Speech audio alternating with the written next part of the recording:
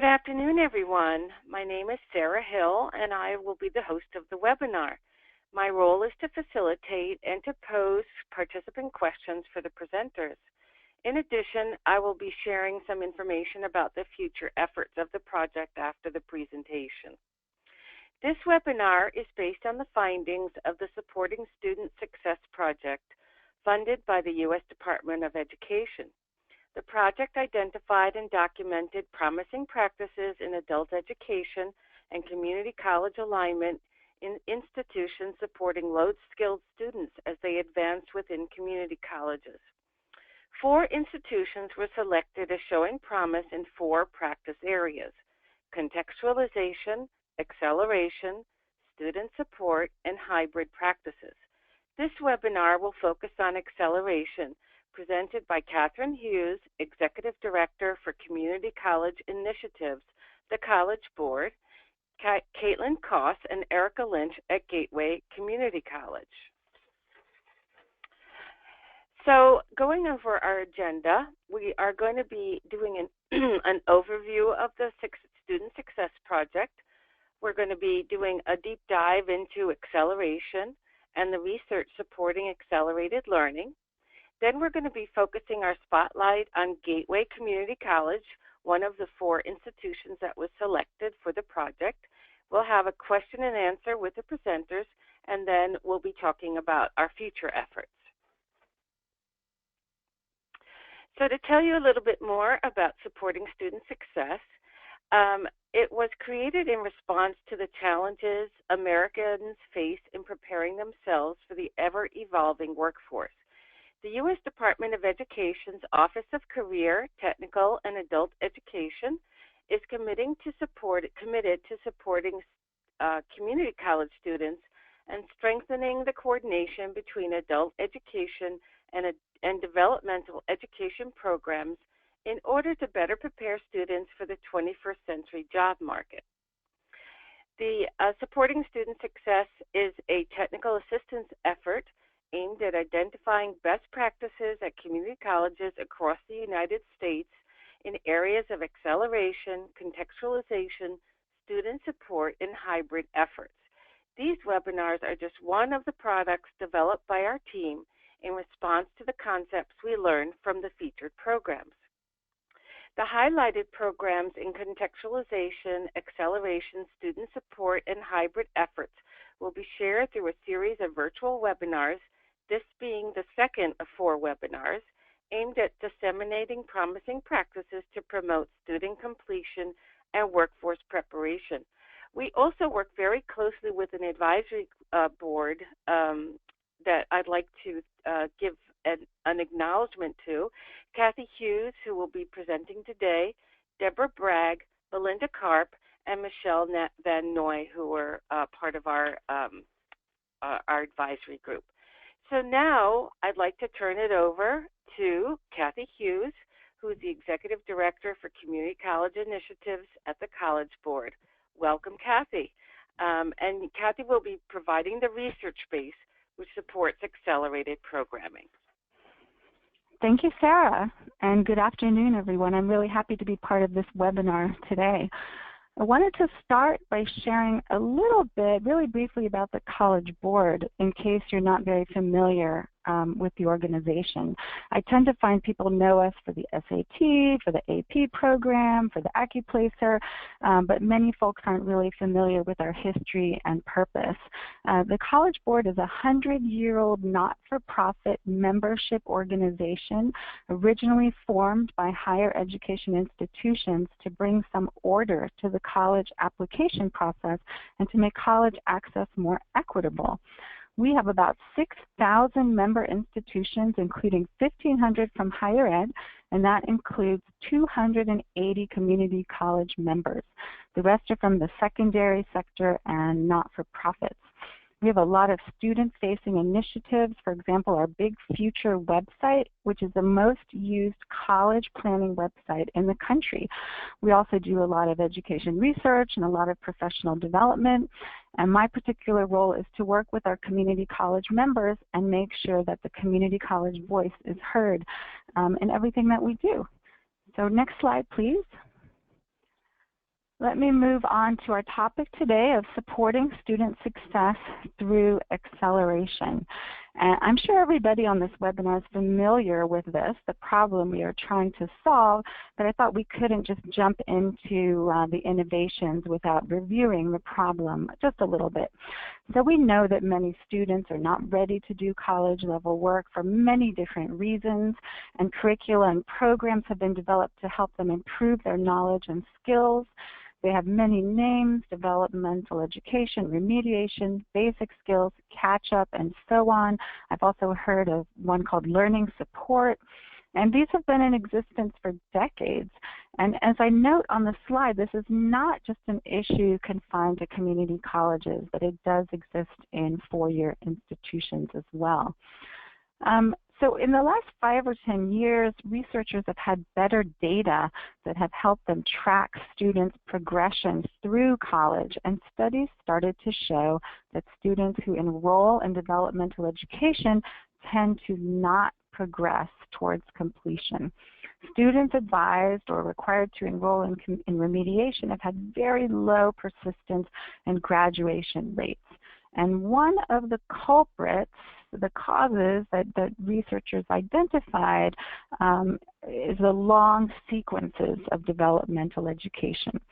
So one study found that only about 10% of students directed to the lowest level in a sequence of developmental math, only 10% eventually made it up to the college level math course and completed that.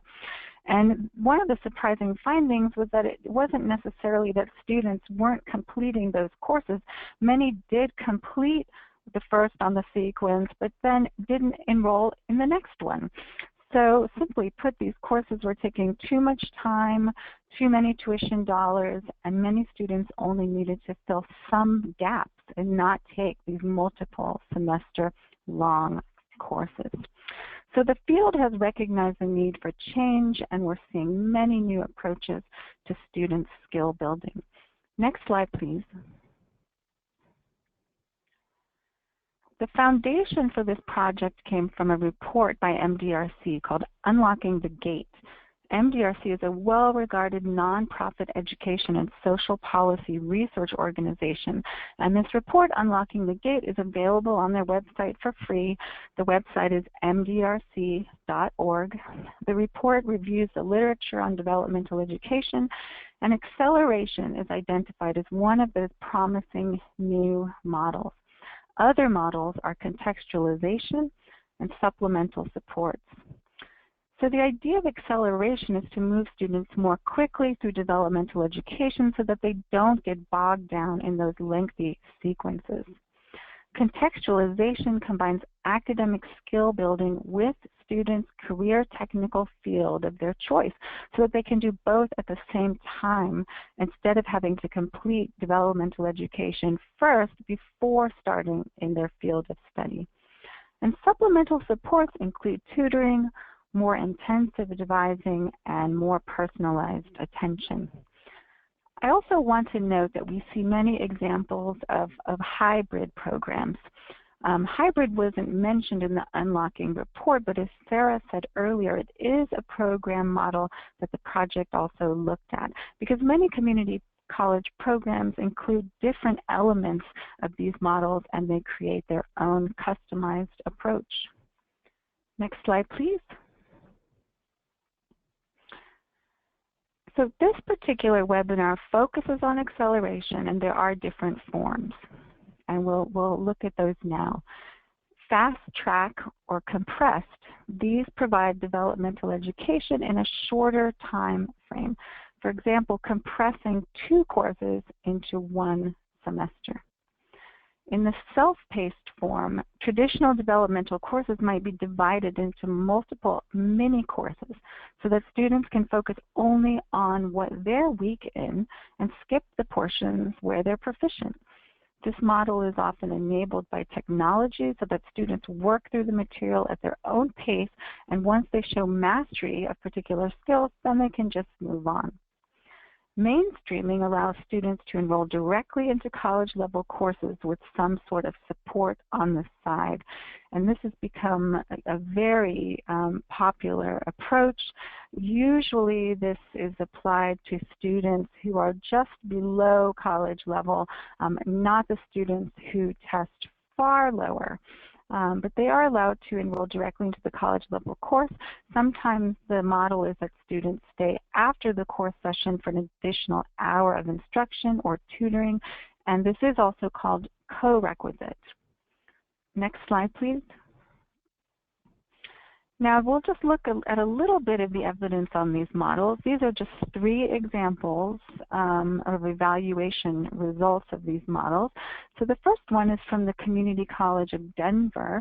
They created the Fast Start Compressed Developmental Education Program actually back in 2005. They were really early in understanding this problem and trying to solve it. So students who in the past would have been required to take multiple semesters enroll in an intensive 1-semester course that might meet for 5 or more hours per week. An evaluation found that those students had higher rates of enrolling in and passing college-level math courses than comparison students. Chabot College in California offers 2 options for developmental English, a 2-semester sequence of integrated reading and writing or an accelerated 1-semester version.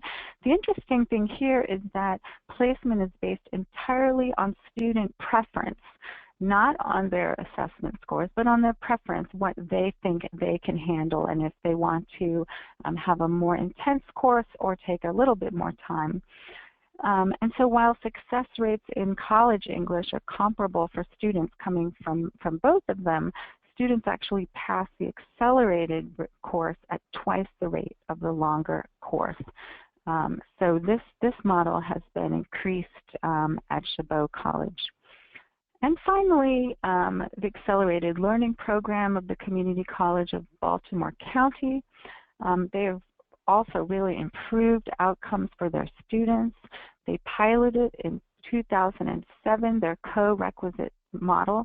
So students who normally would have been placed in the first level of developmental writing before being allowed to enroll in college level English were instead enrolled simultaneously in the 2. The developmental course was redesigned as a workshop to support student success in the college course, and the college course contained a mix of college-ready and almost college-ready students. And this program has been evaluated first internally and then externally, and the ALP students do complete college-level English at higher rates, and they also had higher rates of persistence to the next academic year. So the college has increased the number of sections, and now almost all eligible students are served in this model. So thanks for your attention, and now let's hear from the Gateway Community College presenters. Thanks so much, Kathy, for the overview and a very nice, in-depth and broad scope of all the evidence that supports accelerated developmental education programming. The Supporting Student Success Project identified Gateway Community College's programs as a promising example. Gateway Community College has a unique state context and is also an example of an institution looking to accelerate learners into post-secondary education through their academic boot camp. I'll now turn it over to Caitlin and Erica from Gateway Community College to share additional details of their programs and specifically how they front-load developmental education to support lower literacy learners. Welcome, Caitlin and Erica. Hello, thank you very much. This is Caitlin. I'm going to start talking a little bit about the academic boot camps that we host here at Gateway. So these started back in the summer of 2012 when a new state law came into effect. It's called PA 1240.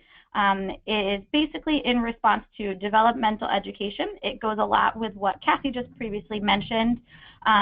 The state saw that a lot of students were getting stuck in developmental classes and were not persisting and progressing through, and ultimately it resulted in them having difficulties completing any degrees.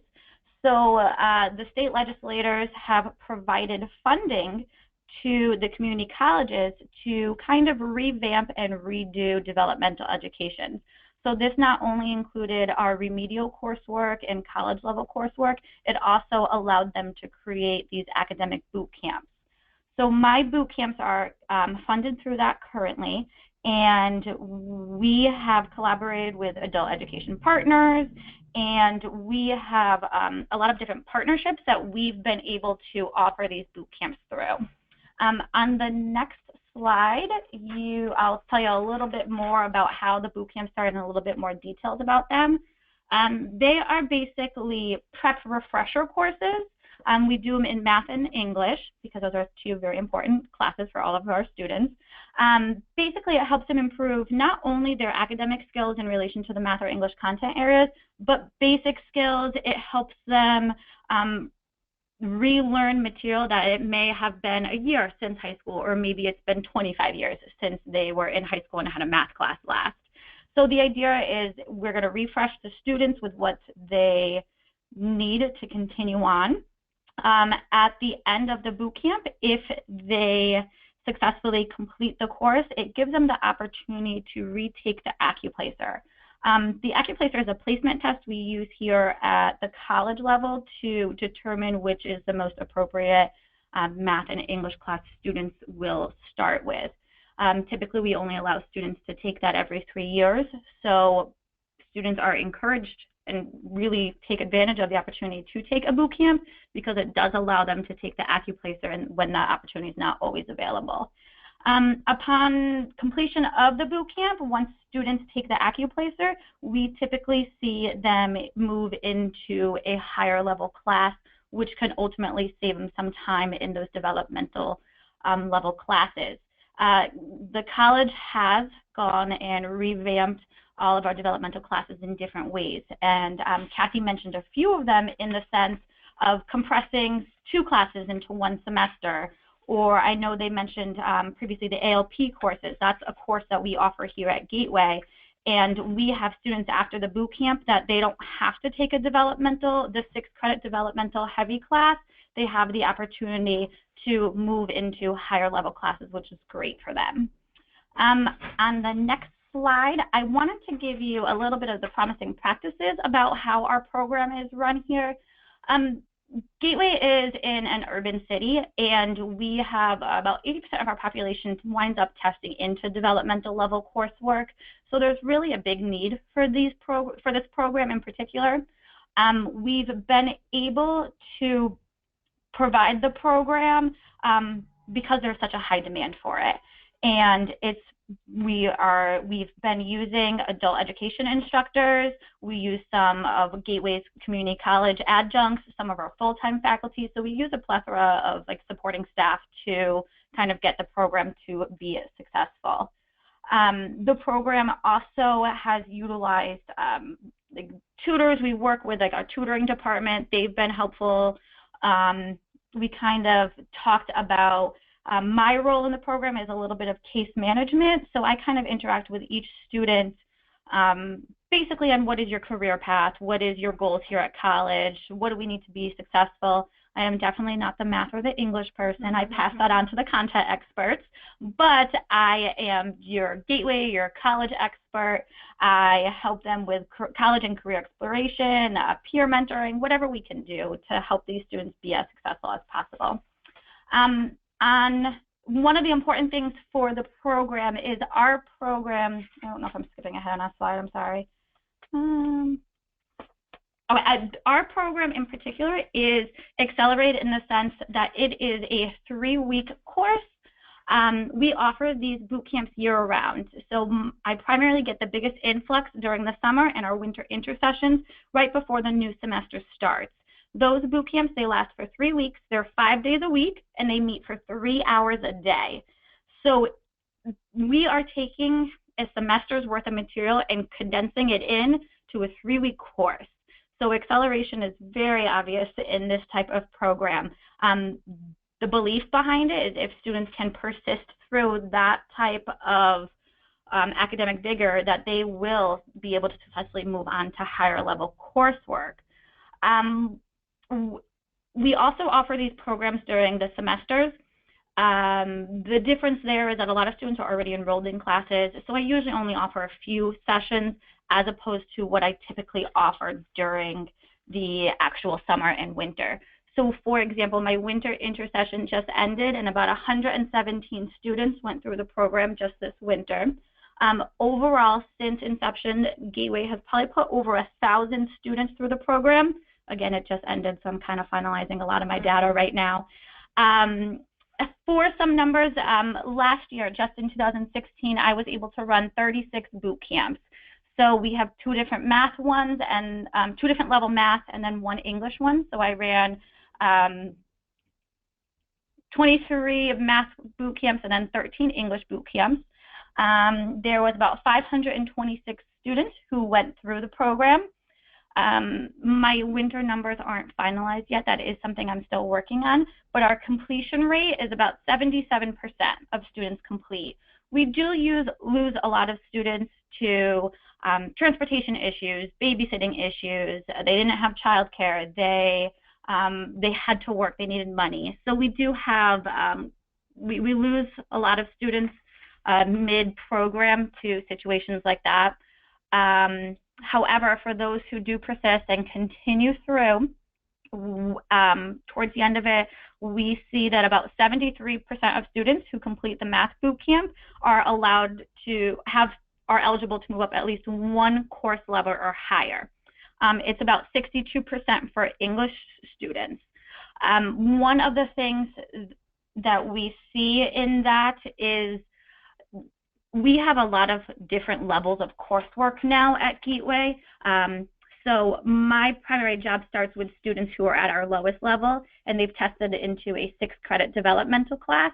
Not only do they move up into a 3-credit developmental level class, but I have some students who go straight into college level, or they'll go into embedded coursework, which, as Kathy previously talked about, the ALP course, we have a lot of our English students are eligible to move up to there after the boot camp.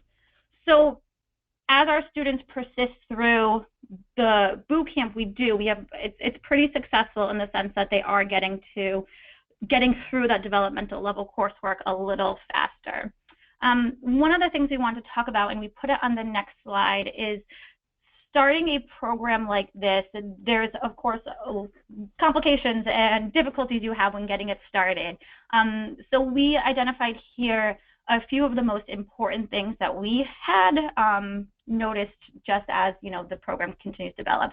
One other thing is I've been very lucky that I have complete buy-in from my community college. The institution supports us. They almost do a lot of my recruiting for me because all students, when they are advised on new orientation day, they are advised a boot camp right away if they are that level. So I'm very lucky that I do have buy-in from the college and the institution and the various offices that we have to work for. One of the most important things that if it ever goes away, we will not be able to run anymore is the funding. Funding is crucial to our program. Right now, we're able to offer these boot camps free for these students. Had these students had to pay, they wouldn't be able to. Being able to provide this course for free is such a plus in encouraging students to take the boot camp. So the funding is #1 of our most important priorities to make sure that we can continue to receive the funding for the courses. Another thing is we always want to make sure that we have qualified instructors, and not only do they understand the community college population, but they're also understanding our adult ed population. There are various levels of students coming in various ages. We have students as young as 18, and then you have students as young as 70 coming in and taking courses. The last thing that we noted here was that we want to make sure that we recruit instructors who are committed to not only covering the content, but also getting across the message of the basic skills of working through your college coursework and how to be a student, how to manage your time, how to study. So those are some of the most important things that we've gone through when we've designed and implemented this program. I think for now that's probably where I'll leave it. Hi, this is Erica. I just wanted to add also that we here in Connecticut, it's a little bit different. Our adult ed system is not attached to our community college system. So getting the buy-in, as Caitlin just mentioned, is very important because not only do we have to get the buy-in of our community college, but then we do have to seek out partnerships with local adult eds. They are not here on site. We all march to a different leadership. So bringing everybody together at this table to get this accomplished was also a very huge accomplishment for us.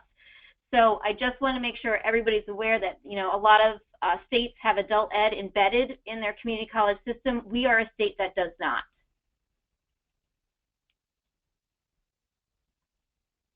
Hi, thank you so much. This has been a wonderful presentation. We've had quite a few questions that I think are really pretty pithy, and we're going to try to get some answers. So one of the questions was, how is college level work measured? And maybe Caitlin, Erica, you might be able to respond to that. Sure. So here at Gateway, we use the AccuPlacer as the placement test that determines college level. So in a sense of how we measure it, though there are cutoff scores that are in place, they typically also align with ACT scores and SAT scores. We use those scores to determine, okay, this score means that you are prepared for this type of material, and that's the type of material that you would see in college level English 101 or Math 137. So the placement test is primarily our means of determining the level of the students. In the boot camp, we do use forms of multiple measures, though, to determine it, because there is something to be said than just using a standardized test, of course. So a lot of times we do take into consideration their persistence through the program. We take into consideration writing samples for the English students. We use as much as we can to really get a full picture of what our students are to make sure that we are putting in them whichever class they will be most successful in. Thank you. So we have another question that's probably something Kathy would be able to respond to. Can you describe more about the research, the type of outcome measures used, descriptions of instructional strategy, research designs, control groups, etc., and maybe the distinction between promising best practices, evidence-based practices? It's kind of a big question, but maybe you can respond to that, Kathy. Thanks. Yeah, I did send a note to everyone that I'd be happy to send out a bibliography and also some of these studies. You know, there are so many different studies with different. Sorry. Did you just hear that? I just realized my microphone was on top of my head. What I was saying is I did send a note out with my email, and I'd be happy to share more information with people. And there are just so many different studies looking at different populations, different variables, but I don't have all of that at my fingertips right now. I mean, essentially, when one is evaluating these programs, one wants to see that students are passing them at a higher rate, but not just getting through the program, the accelerated program, the boot camp, whatever approach it is, but then they are able to enter the college level course and be successful in that course. I mean, that's really the ultimate aim. The ultimate aim is not just to get them out of developmental education, but to have them succeed in the college courses. So, you know, good evaluations are looking for that outcome and seeing that more students are entering college level and getting through those college level gateway courses, which then do predict, you know, greater college success. Okay, great. And we'll have the contact information at the end of the PowerPoint in case you want to follow up with any of the presenters with your questions. So I have another question here. Adult ed, adjunct faculty, and faculty all teach these classes. Do all get paid the same salary? If not, how do you manage that? So all of our instructors do get paid the same salary. Gateway, since we are accredited, we have to follow NEASC guidelines in order to ensure that all instructors are meeting the standards, the minimum qualifications for what they need to teach. So that is one obstacle we actually have, is that our adult ed instructors may not always have equivalent degrees of what you see as our instructors here at the community college.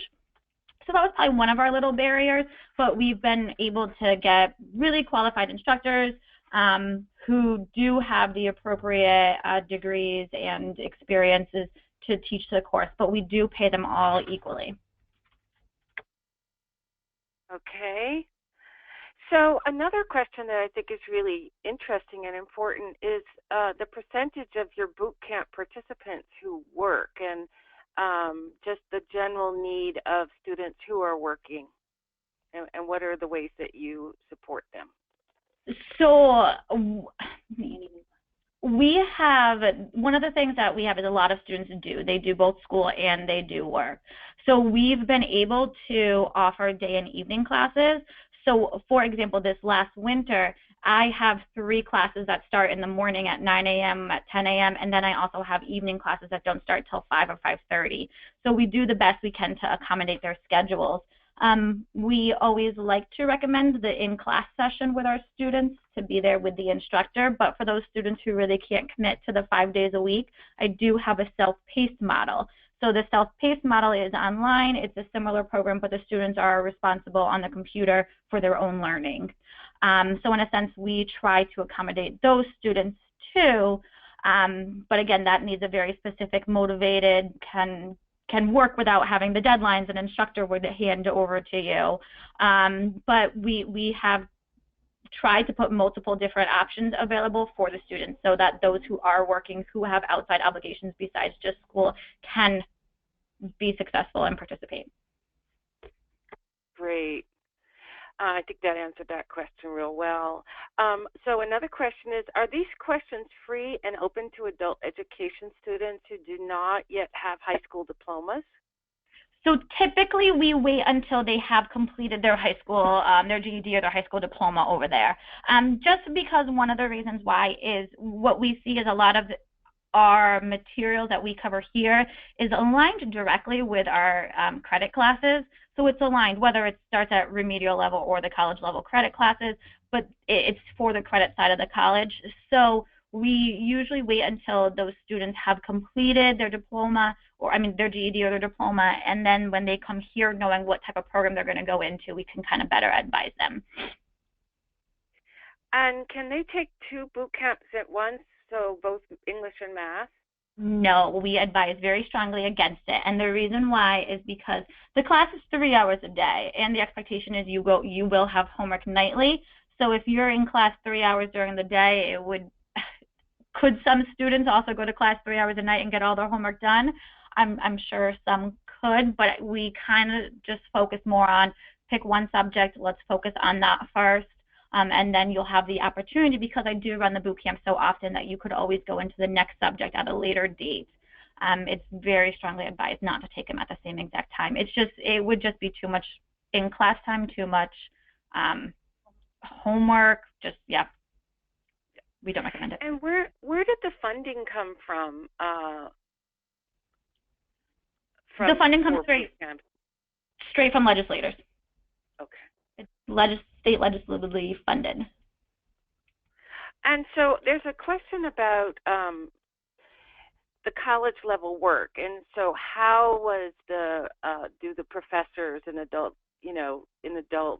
developmental education, how do they inform the curriculum?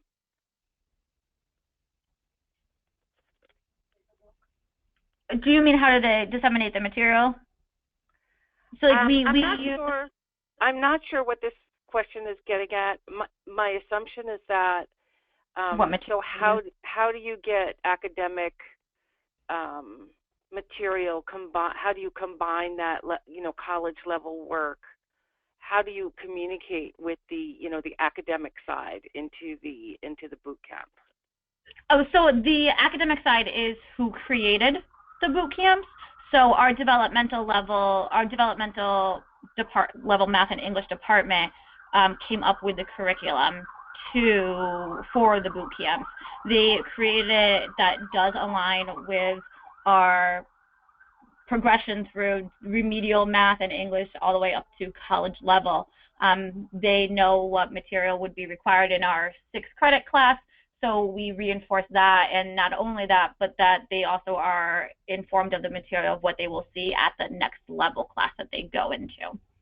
And that material, we have a workbook we use computer programs, which is basically where their homework and their assignments are done on, and then, kind of anything that instructors feel will help enhance and benefit the students. So how do the students learn about the boot camps, and how do they register, and if are there eligibility requirements? And in particular, I know that Gateway does go out into the community to advertise and disseminate information about the boot camp. So maybe you could just talk a little bit more about your outreach. Sure. So we do outreach just, obviously within the community. We are in New Haven. We're in a big urban district. So we have a bunch of partnerships that we've been able to kind of just give our information out there. But what we also do here at the college, which is really helpful with recruitment, is that every brand new student who comes to the college is required to go to a new student advising and registration. And that's when they sit one-on-one with an instructor and with an advisor, and that advisor will review your placement test scores. And it's right then and there that typically students are recommended or advised to take a boot camp. When we meet with students who are, anybody who's coming and maybe they haven't started at Gateway yet, maybe they started at adult ed, that's kind of what my responsibility is, to meet with them one-on-one. One of the requirements, again, is because this is legislatively funded and we need to provide data to ensure we continue to be funded, there is a few requirements. So one of the things we want to show our success. So by having the students take the placement test in the beginning and then have them, once they complete the boot camp, take it at the end, we're able to show their increase and their success within, whichever course they took. So we use the placement test, one, as a factor of, we need that to determine which boot camp's most appropriate which content area we want to focus on first. We advertise on our website. We have so many different partnerships that, in a sense, it's been very successful and very easy to get the word out about our programs. We always are looking for more ways to continue to advertise it, but we are meeting some pretty good numbers over here. And I imagine you have community partners, like community-based organizations that you work in partnership with. Yes, this is Erica. We have actually just an email directory that we keep for just about every program we run. So partners get emailed all the time on what the new, new schedule is, new programs are, to make sure that everybody in the New Haven area especially knows what's coming down the pike. Great. So another question is, do you use a specific curricula, or did you design an in-house curriculum? We designed an in-house curriculum. Our developmental level math and English department created it.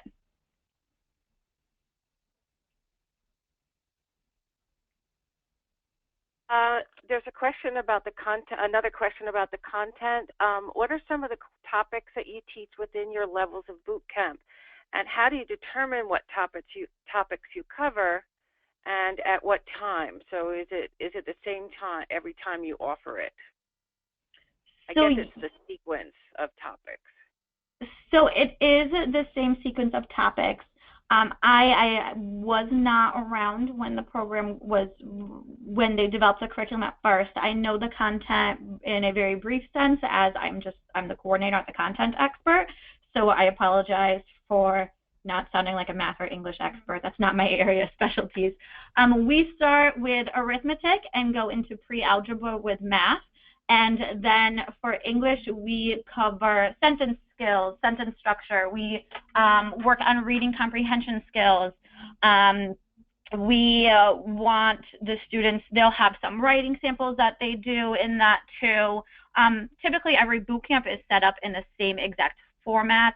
The instructors have semi-academic, they have academic freedom in the sense if they want to cover one before the other. I don't think we're strict to that, but the curriculum is in place so every boot camp would mirror each other with covering the same exact materials.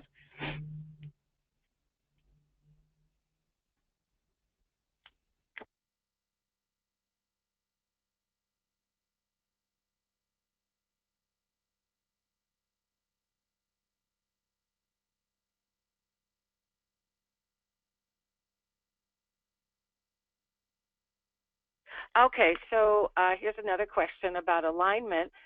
When partnering with community adult basic ed programs, are common assessments used like the TABE, and are hours counted for both programs?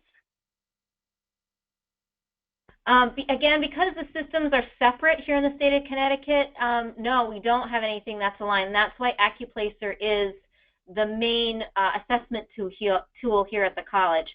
Yes, our local adult ed does use TABE, but we do not use that over here at all. So again, because the systems are separate, we have our own separate way of assessing.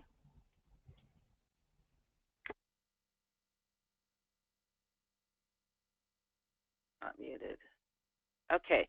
Another question, how do the results from the self-paced model compare to the F2F model? I don't know if that's something you're familiar with.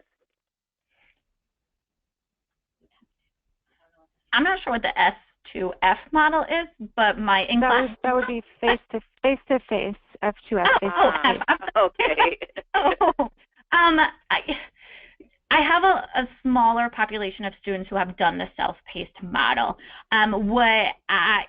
Data-wise, yes, I have the data for it. What I can typically see just from my personal observation is there's literally no instructor attached to the course in a self-paced model.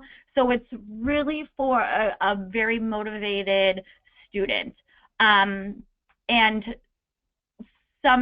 it can be very successful. I have students who cruise on to the next higher level classes, but we also tend to lose more students in the self-paced model because no one's on top of them that, oh, Monday you need to complete chapters 1 through 3. Tuesday we need this.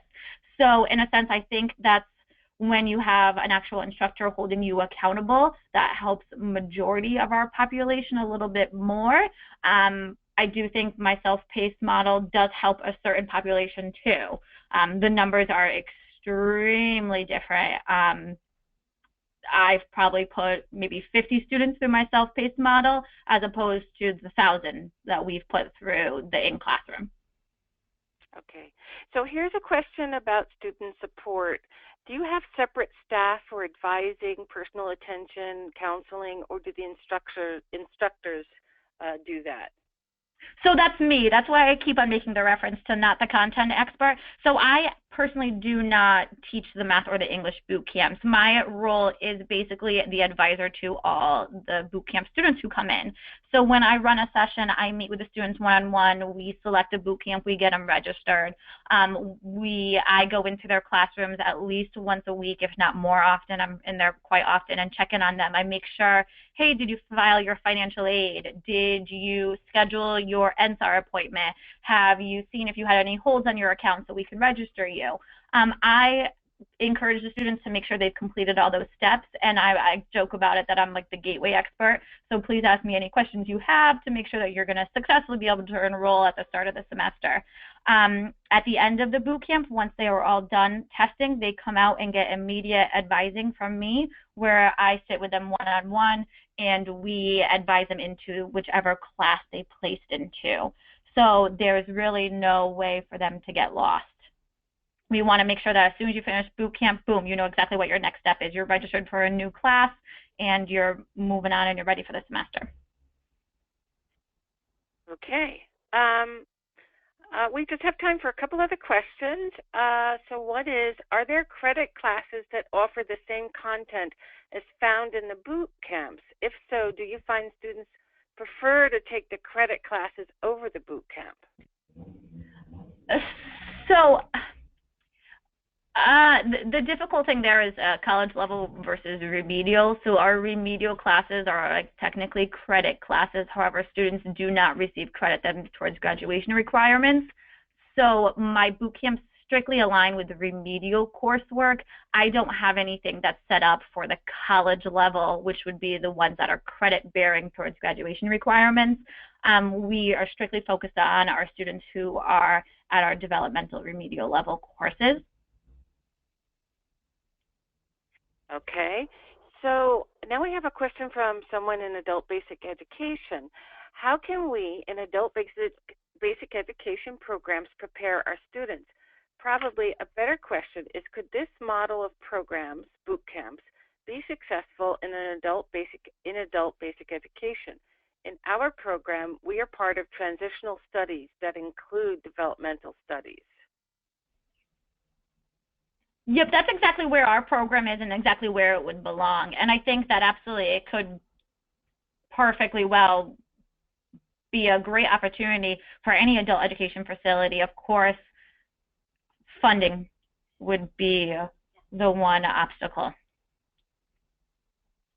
Okay, and let's do one more question. So are students also enrolled in other college level courses that may not require college level math or English? And what is a typical course load?